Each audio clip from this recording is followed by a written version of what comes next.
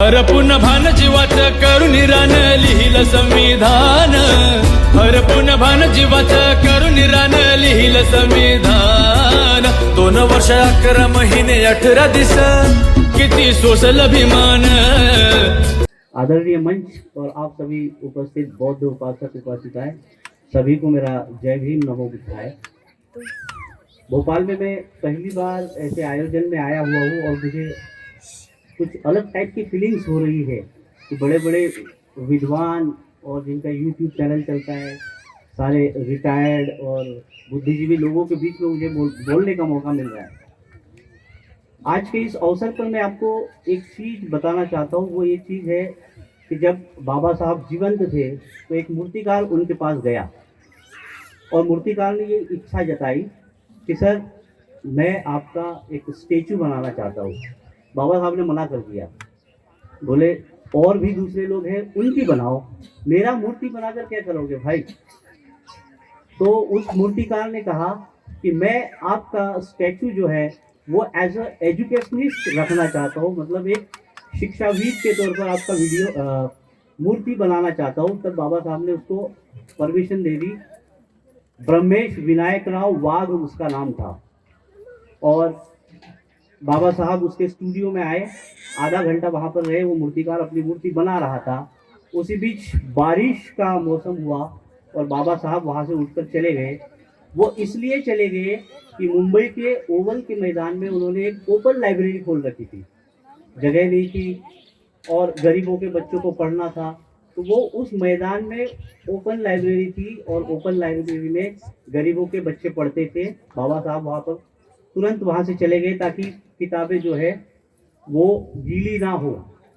बाबा साहब का जो विजन था वो एज ए एजुकेशनिस्ट बहुत ज़्यादा था, लेकिन हम लोगों ने उनको उस दृष्टि से नहीं देखा।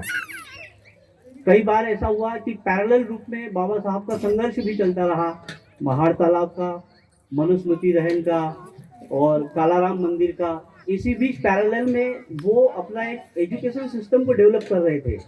डिप्रेस क्लासेस एजुकेशन सोसाइटी की स्थापना की, बच्चों को पढ़ाया और हॉस्टल्स खोले। ये सारी सुविधाएं बाबा साहब हमेशा देते थे।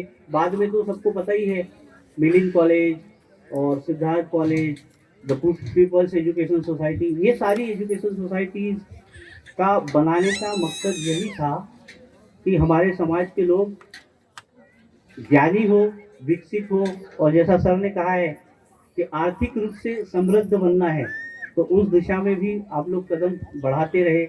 आप लोगों को यही मेरी अपेक्षाएं हैं कि जिस तरीके से यहाँ पर बाबा साहब की स्टेचू का अनावरण किया है, तो हमको उस ब्रह्मेश विनायक राव वाघ के वाक्य को याद रखना है कि बाबा साहब हम आपका पुतला एज अ एजुकेशनिस्ट बनाना चाहते हैं। आपको पुतले का सपना तभी साकार होगा जब आपकी कॉलोनी के बच्चे अच्छी शिक्षा हासिल करेंगे, अच्छी आर्थिक स्थिति में पहुंचेंगे। क्योंकि हम उस दौर में जी रहे हैं जिस दौर में, अब शायद मैं बोलूँगा तो ठीक होगा या नहीं, गोबर और गौमूत्र राष्ट्रीय तत्व बन चुके हैं। देश की ख्यातिनाम यूनिवर्सिटीज़ में उपले कैसे बनाए जाते हैं ये पढ़ाया जा रहा है। तो हम लोग इस स्टेज में है, इसीलिए हमको हमारी व्यवस्था खुद ही करनी पड़ेगी और अपने बच्चों को अच्छी शिक्षा दीक्षा देनी पड़ेगी। नहीं तो पता चला फिर गोबर के उपले छापने पड़ेंगे।